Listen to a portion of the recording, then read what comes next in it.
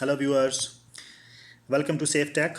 Today is the second part of the Back to Basic series. Here we are sharing the understanding of the basic terms, which is the foundation of technical safety and process safety work.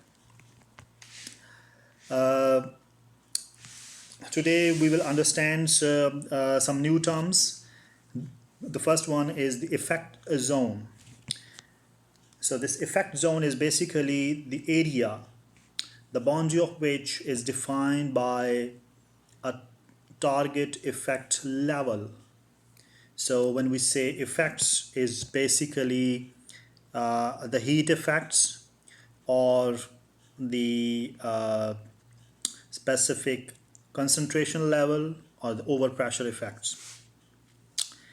So first what we do, we develop the source model, and after that we develop the impact model. So this is the what they call an examples of the outcome of the source and impact model. So here what we are defining the effects shapes of a physical effects, uh, which is here in this case is heat with a particular heat flux. And this effect shapes when we put on the plot plan. So if in this pictures, okay, so if I consider this is the dot, which is basically the hazard source. From this source, the release is theirs, or the jet flame is being developed. Okay, and because of this flame, the radiations levels are there. Now this release can be here in this uh, picture is initially shown in the east directions. It can be towards the north, it can be towards the um, west, it can be toward the south. So when we define the effect zone, we consider all the directions. So, and we will define a circle which will have that particular level of the effect. Okay, so this is called effect zone.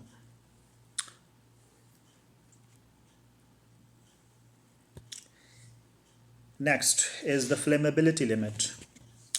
This is very important term, and it's also important to understand for the fire engineers as well. This is a range of vapor air mixture concentrations within which ignition is possible. Ignition is possible. So from this statement, we understand that, okay, ignition is not possible if we are not within that range. Yes.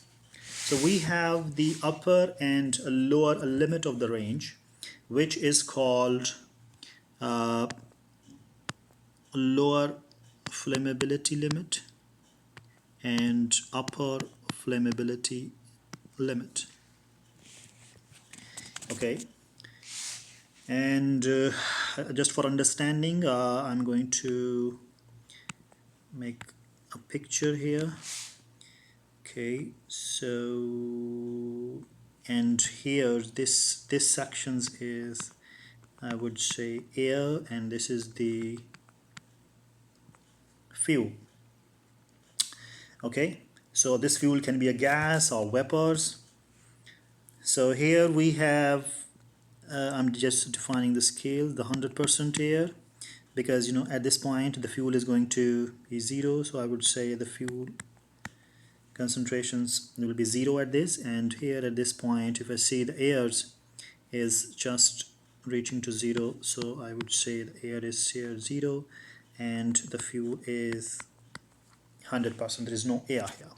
So now when the fuel will be released or the mix with the air, okay, so it will start mixings and there will be a concentration, okay, where we will say this, now this mixture can catch fire because now the fuel concentration is enough to initiate the combustion reaction in the presence of air.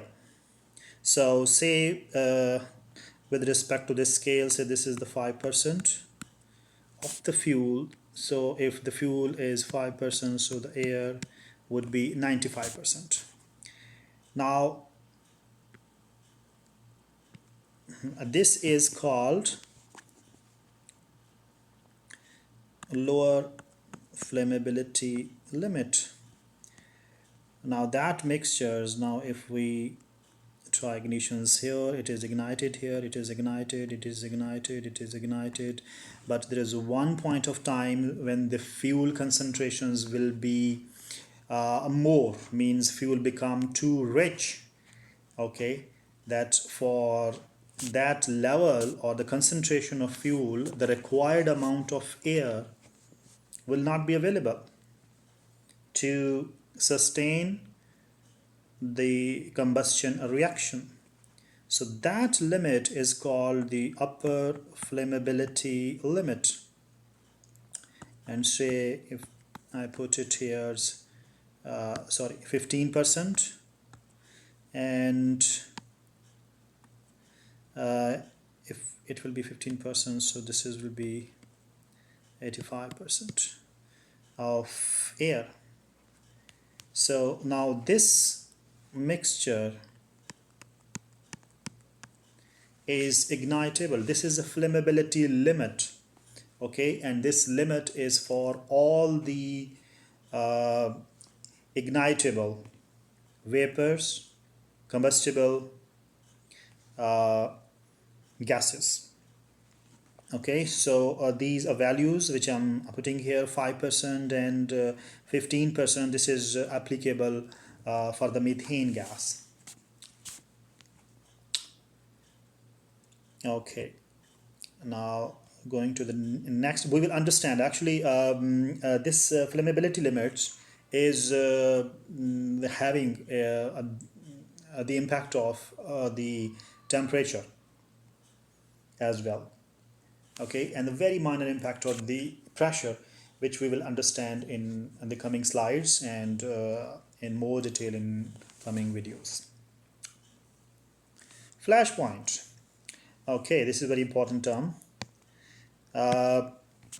This is the lowest temperature at which the liquid gives off enough vapor to form ignitable mixture at its surface. So if we have a pot here which is having the liquid and we are basically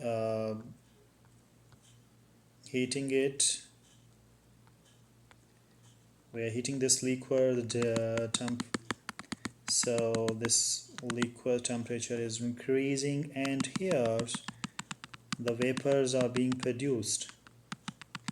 So the temperature of this liquid, where this liquid will give, so this is basically the lowest temperature of the liquid at which it will give enough vapors which will flash, it will not cause the sustainable combustions.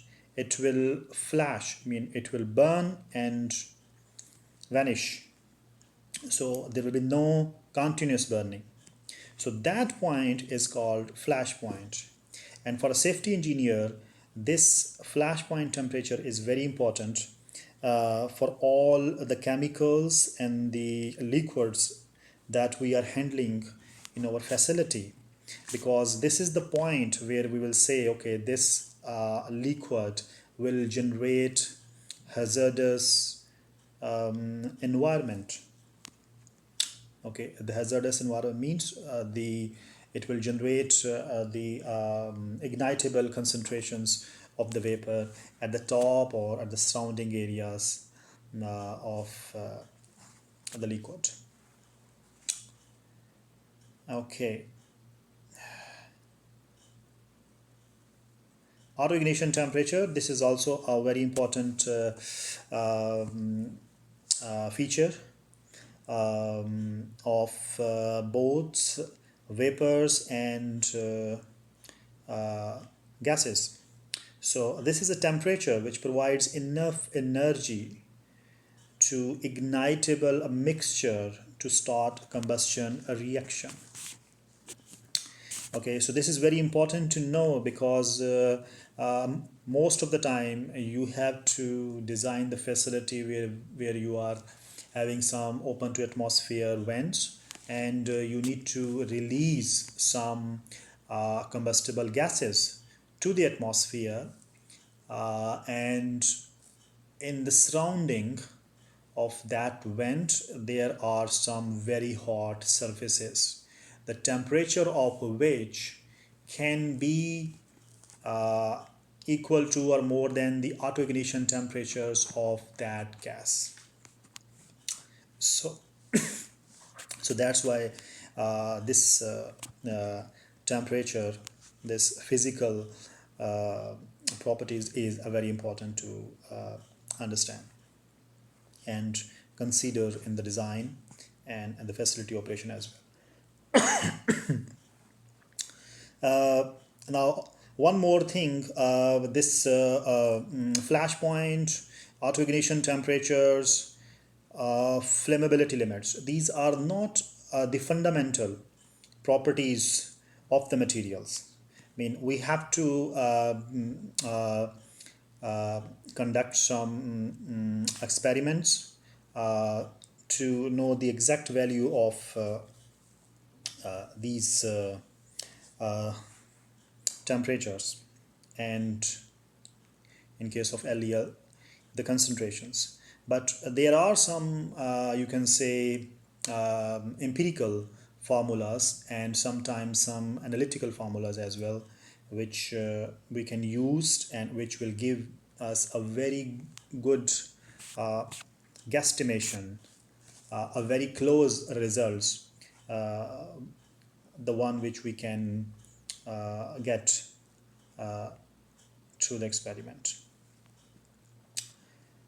Okay, next is the flammability properties. Now, these all flammability properties are coming into one uh, graph.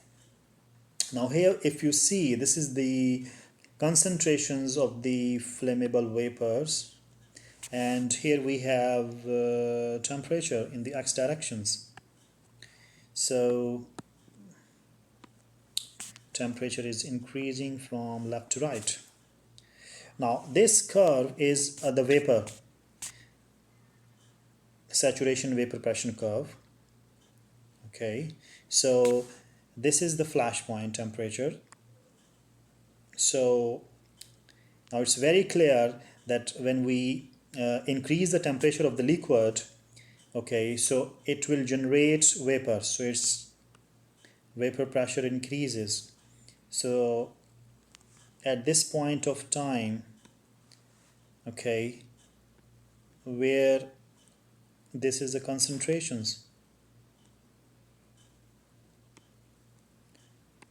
of the vapors, okay, which will ignite in the air. So now this point is called flash point, and this concentration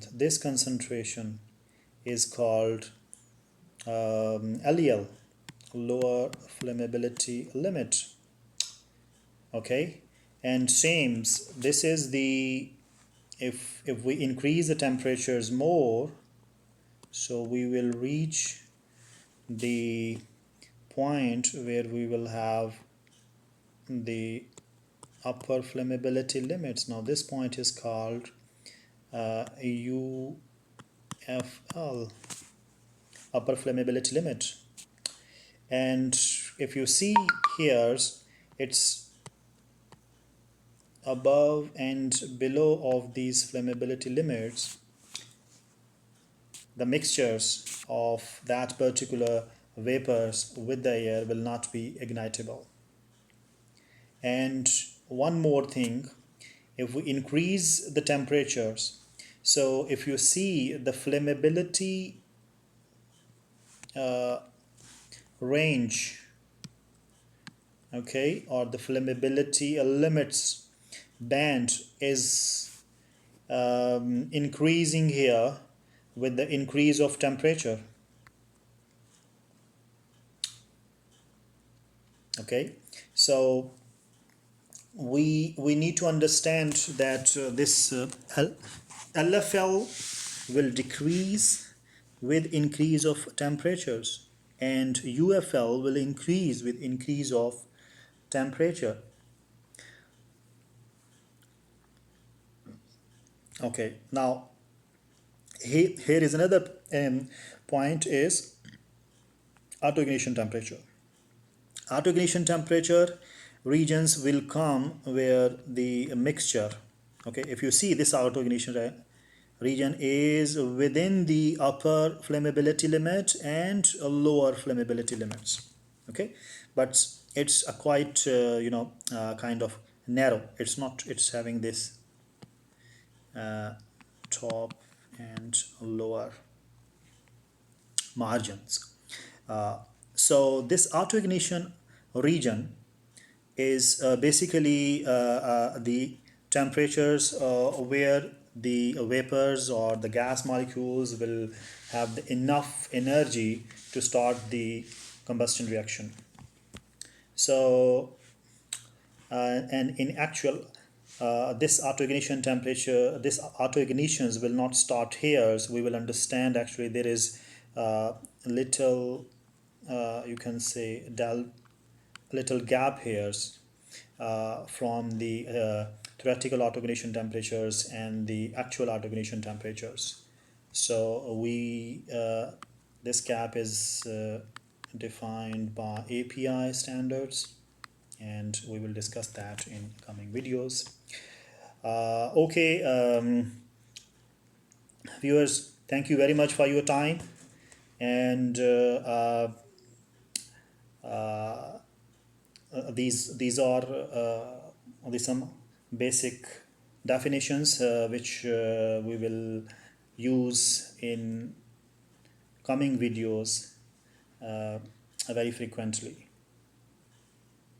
Okay, thank you very much for your time, for watching this video. If you have any comments, please you can post. If you have any questions, you can ask. Okay, thank you very much. Bye.